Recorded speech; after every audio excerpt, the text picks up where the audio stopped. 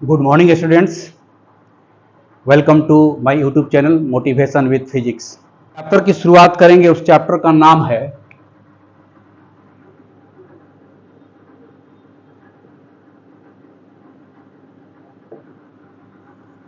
Motion, गति।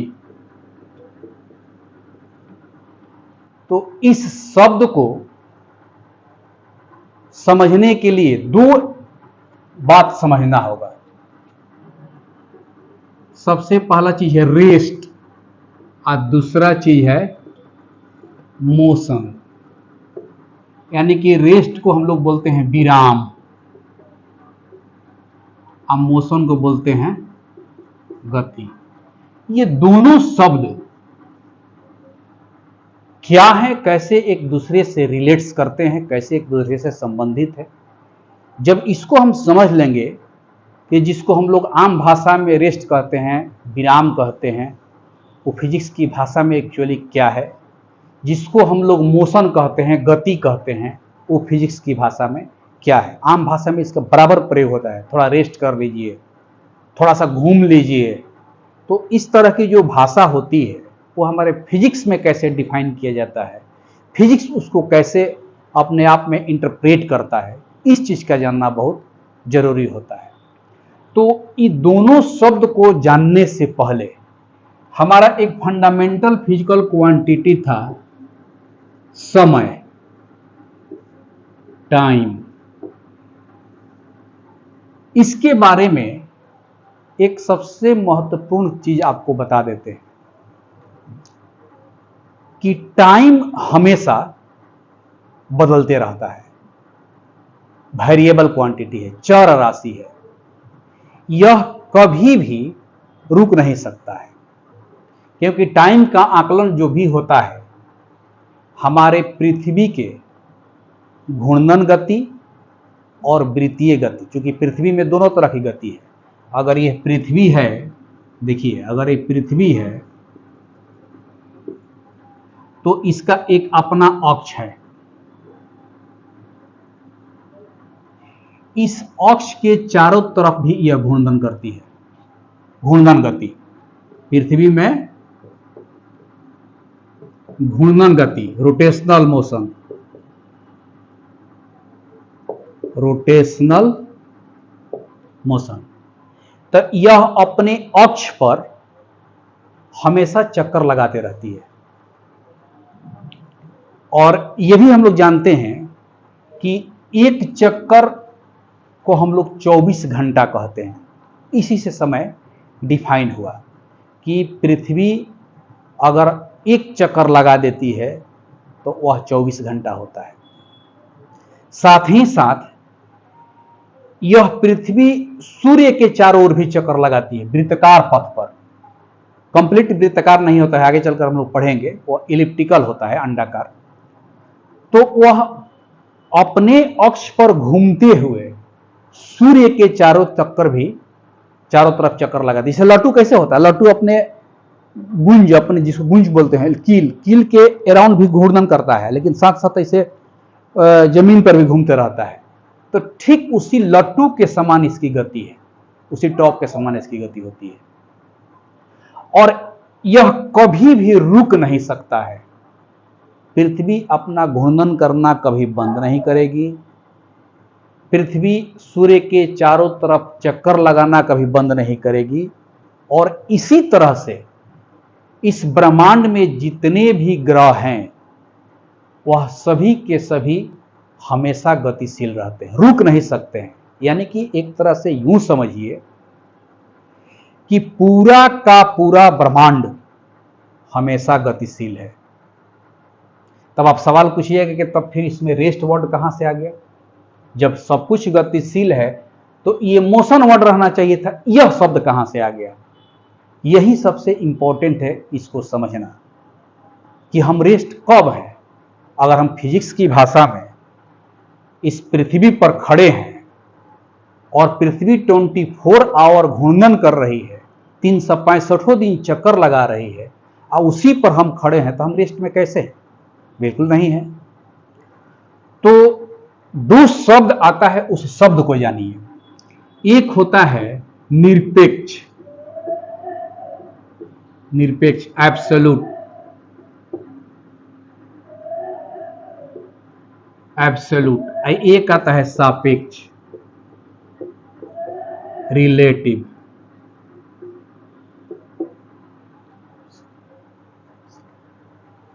यह दोनों शब्द को जानना जरूरी है कि एब्सोल्यूट क्या होता है और सापेक्ष क्या होता है। तो जो निरपेक्ष शब्द होता है वह किसी पार्टिकुलर ऑब्जेक्ट का अपने लिए प्रयोग किया जाता है। जैसे मान लीजिए कि हम हैं, तो हम अगर किसी जगह खड़े हैं तो केवल मेरा एक आकलन किया जाएगा कि हम खड़े हैं कि नहीं खड़े हैं।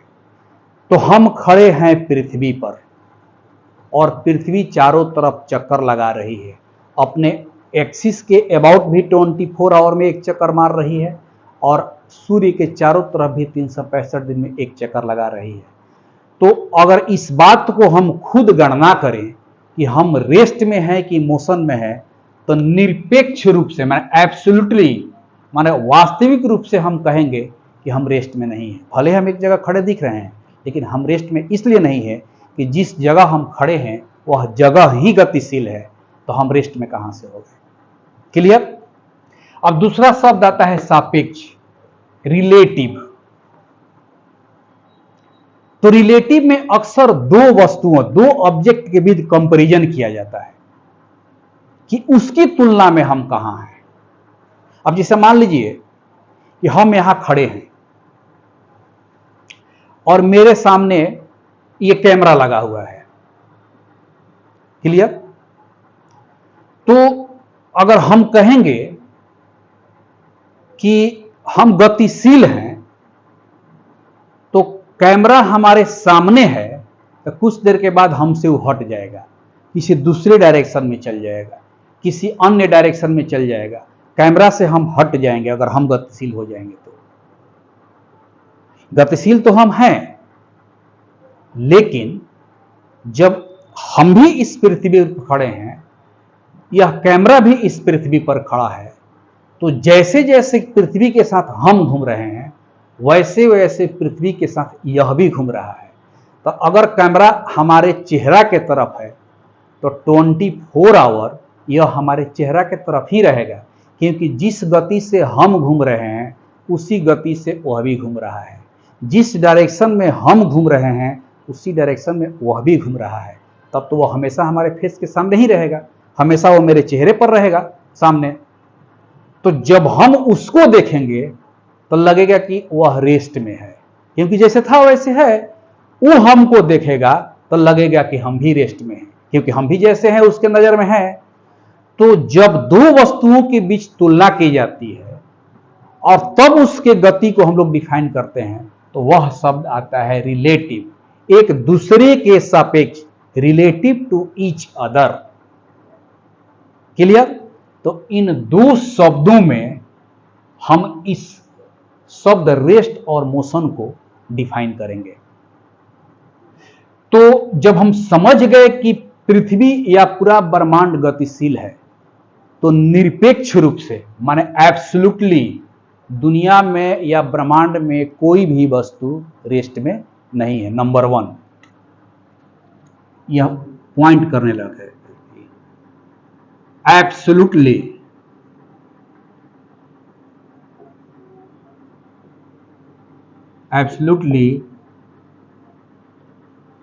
there is nobody in universe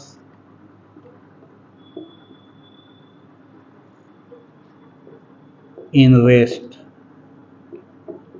यानी कि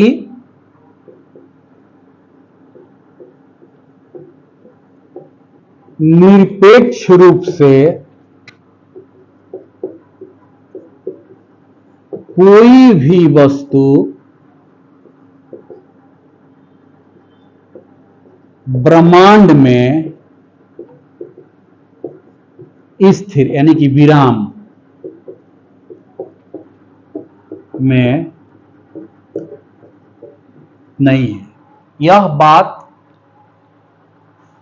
आज ही दिमाग में आप बैठा लीजिए कि अगर हम निरपेक्ष रूप से एब्सोल्यूट नजर से देखेंगे तो इस पूरे ब्रह्मांड में कोई भी वस्तु विराम अवस्था में नहीं है, क्योंकि अगर पूरा ब्रह्मांड हमेशा गतिशील है, क्योंकि समय गतिशील है और समय के साथ ही सब कुछ बदलता है, तो जब पूरा ब्रह्मांड गतिशील है तो इस ब्रह्मांड में रहने वाली सारी वस्तुएं गतिशील है, क्योंकि सभी के सभी ब्रह्मांड में है।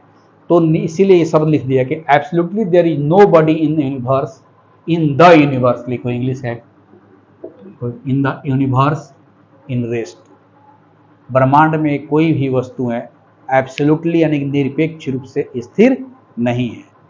तब जब कभी भी यह विराम शब्द आएगा तो किसके लिए आएगा? यह सापेक्षिक वर्ड में आएगा, रिलेटिव वर्ड में आएगा। क्लियर? अब इसका हम एक बेस्ट एग्जाम्पल देते हैं। जैसे मान लीजिए कि यह रेलवे ट्रैक है, एक इस ट्रैक पर इस डायरेक्शन में एक गाड़ी चल रही है। अब बगल वाले ट्रैक पर मान लीजिए कि उसी डायरेक्शन में एक और गाड़ी चल रही है, दोनों एक ही दिशा में जा रही है। मान लीजिए इसका भी स्पीड मान लीजिए है कि 20 मीटर पर सेकेंड, इसका भी स्पीड है 20 मीटर पर सेकेंड। क्लियर? अब दोनों के स्पीड का मेजरमेंट करने के लिए हम 3 आदमी को खड़ा करते हैं। एक आदमी इस ट्रेन पर बैठा है, एक आदमी इस ट्रेन पर बैठा है और एक आदमी जमीन पर है, जमीन पर है। क्लियर? अगर यह व्यक्ति, दोनों ट्रेन वाला व्यक्ति जस्ट आमने सामने बैठा है और अपने खिड़की से झांकेगा तो यह व्यक्ति इसको देखेगा तो लगेगा कि यह रुका हुआ है, या यह व्यक्ति इसको देखेगा तो इसको लगेगा कि यह रुका हुआ है। क्यों? क्योंकि इसके नजर में ना इसका पोजीशन बदल रहा है और ना इसके नजर में इसका पोजीशन बदल रहा है। दोनों एक दूसरे के आमने सामने बने हुए। भले गाड़ी 20 मीटर पर सेकंड के रफ्तार से भाग रही है, लेकिन जब दोनों व्यक्ति ट्रेन में बैठे हैं और एक दूसरे के आमने सामने देख रहे हैं तो दोनों का पोजीशन एकदम सेम है। जस्ट अभी जो मैंने एग्जांपल दिया अपने चेहरा और इस मोबाइल का, इस कैमरे का, तो ठीक वैसा ही है कि यह व्यक्ति इसको देखेगा, यह व्यक्ति इसको देखेगा, दोनों एकदम सामने है, क्योंकि दोनों का स्पीड 20 मीटर पर सेकंड से एक ही डायरेक्शन में भाग रहा है। तो इस व्यक्ति के लिए यह व्यक्ति विराम में है, गाड़ी विराम में है, और इस व्यक्ति के नजर में यह गाड़ी भी विराम में, रेस्ट में है। लेकिन वही व्यक्ति जो जमीन पर खड़ा है, जो व्यक्ति जमीन पर खड़ा है उसको ना ही यह विराम में नजर आएगा और ना ही यह विराम में नजर आएगा। क्यों? क्योंकि जो व्यक्ति जमीन पर है उसका वेग कितना है? 0 है। इसका 20 मीटर पर सेकंड, इसका 20 मीटर पर सेकंड, इसका 0। तो जाहिर सी बात है कि जब जमीन पर खड़ा व्यक्ति का वेग 0 है तो उसके तुलना में 20 मीटर प्रति सेकंड वाले जो वस्तु चल रही है, जो ट्रेन चल रही है, उसका हर सेकंड पोजीशन बदलते जाएगा। तब कहेंगे कि जो व्यक्ति जमीन पर खड़ा है उसके सापेक्ष यह वर्ड आएगा, उसके रिलेटिव में यह ट्रेन गतिशील है, मोशन में है, गति में है, या यह ट्रेन गति में है। तो यहां पर दोनों बातें स्पष्ट हो गया कि अगर कोई वस्तु विराम में है कि अगर कोई वस्तु गति में है, वह इसी शब्द से डिफाइन होगा, रिलेटिवली। तो जितना भी चीज हम लोग पढ़ेंगे वह सब रिलेटिव मोशन के रिस्पेक्ट में पढ़ेंगे। अगर एज ए होल यूनिवर्स, पूरे ब्रह्मांड के स्तर से अगर हम देखें तो हम जो कुछ भी मोशन और रेस्ट की बात करेंगे वह एब्सोल्युटली नहीं होगा। क्या होगा? रिलेटिवली होगा, सापेक्ष होगा। तो इस तरह से विराम और गति का जो कंसेप्ट आएगा वह रिलेटिव से आएगा, क्योंकि निरपेक्ष रूप से तो कोई भी वस्तु विराम में है ही नहीं। क्लियर? तो अब हम लोग एक एक करके इस विराम और गति को डिफाइन करते हैं।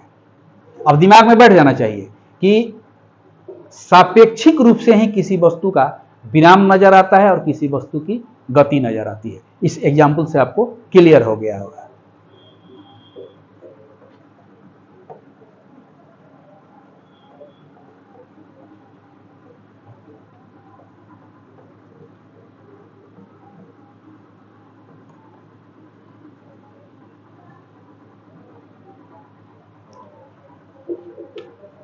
तो शब्द है यह विराम,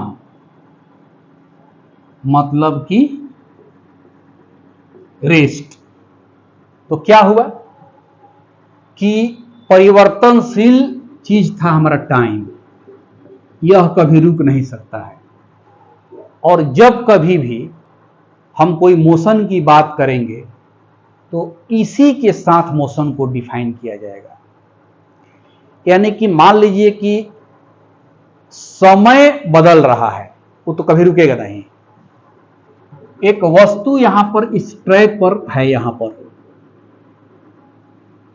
यह पॉइंट है ए, इस पॉइंट को मान लीजिए ए पॉइंट पर है, समय t बराबर 0 सेकेंड में। यानी कि हम जहां से शुरुआत किए समय को उसको 0 मान लेंगे, क्योंकि समय तो 0 होता नहीं है, तो हमेशा मोशन में है। तो जहां से हम काउंट करना शुरू करेंगे उसको 0 मान लेंगे। पूरे फिजिक्स में यही कंसेप्ट है, क्योंकि समय कभी भी रुकता नहीं है तो उसको 0 हो नहीं सकता, लेकिन जहां से हम शुरुआत करेंगे उसी को 0 मान लेंगे। तो हम मान लिए कि एक ऑब्जेक्ट है ए पॉइंट पर, यह रास्ता है और ए पॉइंट पर है t बराबर 0 सेकेंड पर। अब घड़ी में हम देख रहे हैं यह t1 मतलब t2 बराबर आ गया 5 सेकेंड। तो t बराबर 0 पर भी वह ए पॉइंट पर था और t2 बराबर 5 सेकेंड पर भी यह ए पॉइंट पर ही है। तो इसका मतलब कि समय परिवर्तित हुआ लेकिन इसके पोजीशन में कोई परिवर्तन नहीं हुआ।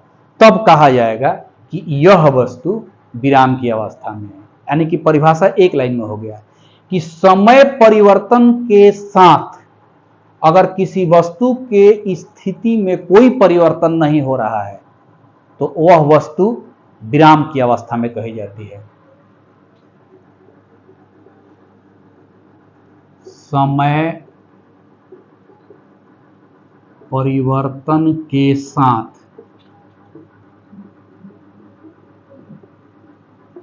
अगर कोई वस्तु की स्थिति में कोई परिवर्तन नहीं हो रहा है,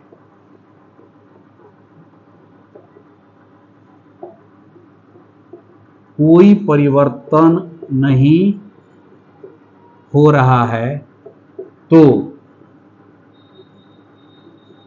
वह वस्तु विराम में कही जाएगी।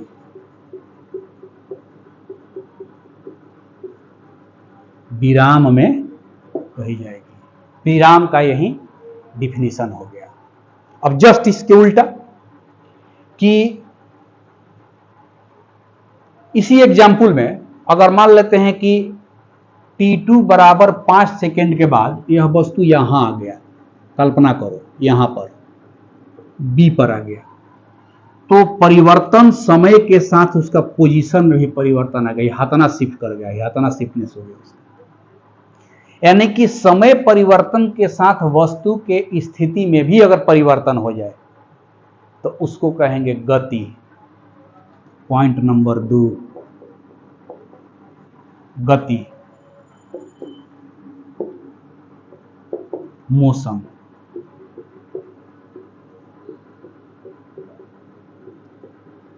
समय परिवर्तन के साथ अगर वस्तु के स्थिति में भी परिवर्तन होता है तो वह वस्तु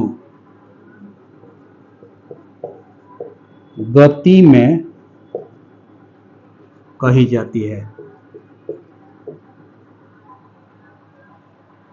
यह बिल्कुल ही क्लियर कॉन्सेप्ट है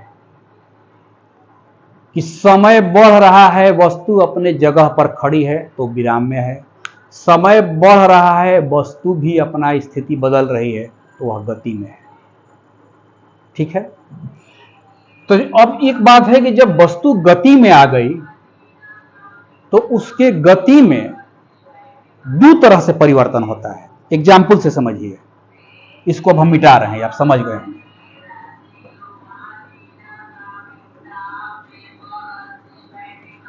हम दो फिगर बनाते हैं, एक ट्रैक यहां बनाते हैं और एक ट्रैक यहां बनाते हैं। यहां पर हम एक वस्तु रख दिए, ठीक है, t बराबर 0 सेकेंड पर।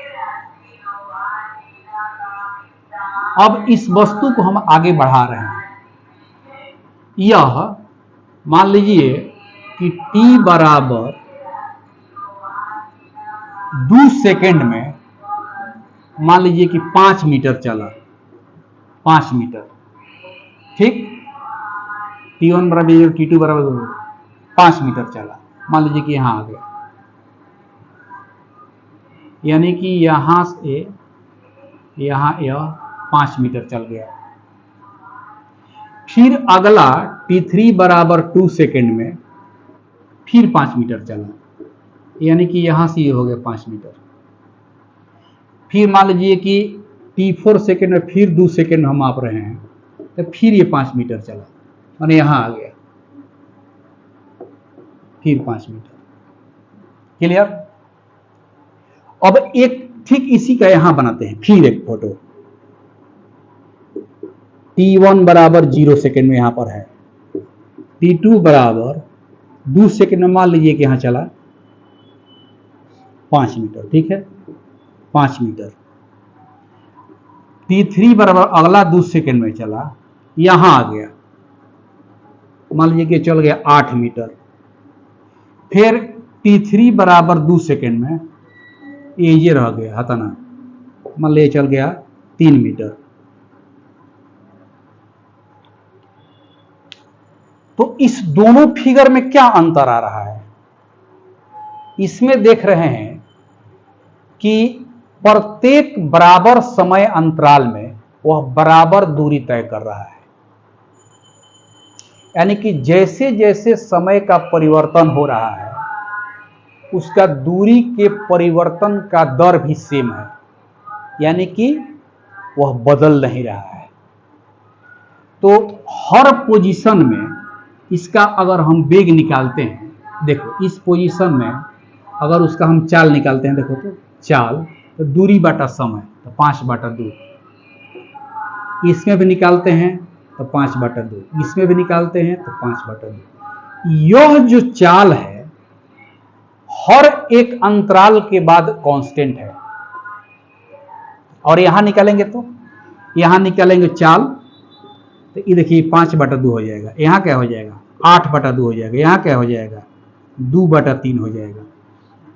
चाल बराबर दूरी बटा समय होता है ना, चाल बराबर दूरी बटा समय। क्लियर है। तो इस दोनों फिगर में परिवर्तन किस चीज का है कि इसमें वस्तु का चाल कांस्टेंट है, 5 बटा 2, 5 बटा 2, 5 बटा 2, और इसमें वस्तु का चाल बदल रहा है, 5 बटा 2, 8 बटा 2, 2 बटा 3। क्लियर। सॉरी 3 बटा 2, यहां उल्टा लिख दिए हैं, 3 बटा 2। तो इसका मतलब कि चाल दो तरह का हो गया, एक वह चाल जो समय के साथ बदल नहीं रहा है, कांस्टेंट है, और एक वह चाल जो हर अंतराल के बाद बदल रहा है। तो गति में अगर कोई वस्तु है तो उस गति को हम लोग अब दो भाग में बांट देंगे। जब नहीं बदल रहा है तो समरूप गति, यूनिफॉर्म मोशन, और जब बदल रहा है तो मतलब कि नॉन यूनिफॉर्म मोशन। अब यहां पर हम इसको मिटाते हैं, आप उतार लिए होंगे।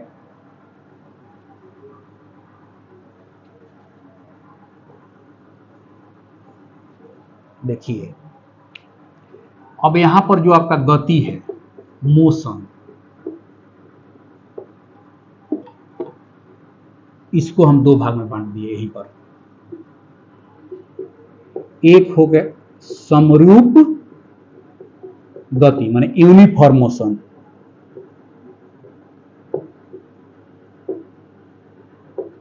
एक समरूप लिख सकते हैं विषमरूप गति, नॉन यूनिफॉर्म। चूंकि है क्या कि साइंस में मूल रूप से भाषा उसका इंग्लिश है, लेकिन हम लोग हिंदी में कुछ कुछ शब्दों को जबरदस्ती भी बदल के बना देते हैं। तो यह विषम रूप गति या चर गति भी कह सकते हैं। तो नॉन यूनिफॉर्म मोशन लिख दीजिए। तो इस तरह से गति हमारा जो है, विराम तो क्लियर है, विराम शब्द हम आ गया, लेकिन जैसे ही गति में घुसे तो गति दो भाग में बट गया, एक समरूप गति और एक विषम रूप गति। ठीक है, तो समरूप गति किसे कहेंगे कि समय परिवर्तन के साथ अगर उसका चाल, उसकी गति स्थिर हो। गति स्थिर का मतलब कि वस्तु स्थिर नहीं है, गति एक समान हो। यहां लिख देते हैं, यही है इसका परिभाषा। अगर समय के साथ वस्तु की गति एक समान हो तो वह समरूप गति यूनिफॉर्म मोशन कहा जाएगा। ठीक, और इसमें क्या लिख देंगे कि अगर समय के साथ गति में परिवर्तन हो रहा हो तो वह विषम रूप गति माने कि नॉन यूनिफॉर्म मोशन कहा जाता है। अब आप क्लियर हो गया होगा कि यूनिफॉर्म मोशन किसे कहेंगे और नॉन यूनिफॉर्म मोशन। सीधा सीधी बात है कि समय परिवर्तन के साथ अगर गति में भी बदलाव आ रहा है तो नॉन यूनिफॉर्म, समय परिवर्तन के साथ गति स्थिर बनी हुई है, अगर 20 मीटर पर सेकेंड है तो 20 मीटर पर सेकेंड जा रही है, चाहे कितना भी समय पे पार क्यों ना हो जाए, तो वह हो गया यूनिफॉर्म मोशन। क्लियर? तो हम लोग बचपन में यह जो पढ़ते थे, दूरी बराबर चाल गुने समय, या इसी को पढ़ते थे चाल बराबर दूरी बटा समय, या और क्या पढ़ते थे समय बराबर दूरी बटा चाल। इसको हम एक एक फॉर्मूला का 3 बार घुमा कर पढ़ते थे। ये बचपन से पढ़ते आ रहा है, मैथ में भी मिलता था, या 6-7 क्लास में भी यह मिलता है, फिजिक्स में भी, चाहे जहाँ साइंस का सब्जेक्ट पढ़ता होगा वहाँ पर ही मिलता होगा। तो यह जो हम लोग फॉर्मूला या परिभाषा पढ़ते थे, ये आपको पता है कि दोनों में से कौन गति के लिए लागू हो सकता है? यह सीधा सीधा जो फॉर्मूला है वह समरूप गति का फॉर्मूला होता है, विषम में वह लागू नहीं होगा। विषम में जब वह फॉर्मूला आएगा तो वही फॉर्मूला हमारा 9th क्लास से शुरू हो जाता है, जिसको आप पढ़ते हैं v equal to u plus a t, v square equal to u square plus 2as, s बराबर u t plus 1/2at square. ये जो भी फॉर्मूला आप पढ़ रहे हैं वेग, दूरी और समय से रिलेटेड, वह नॉन यूनिफॉर्म मोशन का है। क्लियर? तो यह जो कंसेप्ट हम दिए मोशन का, यह पूरे मोशन को समझने के लिए इतनी बातें दिमाग में होनी चाहिए। क्लियर? अगर यह पूरा का पूरा टॉपिक आपको पसंद आया तो आप इसको ध्यान से देखिए, वीडियो को रोक रोक के अपना नोट्स बना लीजिए। स्पष्ट नहीं आ रहा है तो थोड़ा सा जूम कर लीजिए, क्योंकि अभी आगे से रिफ्लेक्शन आ रहा है, उसका हम व्यवस्था करने जा रहे हैं। और ये चैनल, अगर आपको टॉपिक अच्छा रहे तो चैनल को सब्सक्राइब कर दीजिए, लाइक कर दीजिए और बेल आइकन दबा दीजिए, ताकि मेरा हर नोटिफिकेशन आपको निर्बाध रूप से बिना किसी हिंड्रेंस का मिलता रहे। नमस्कार, बेस्ट ऑफ लक।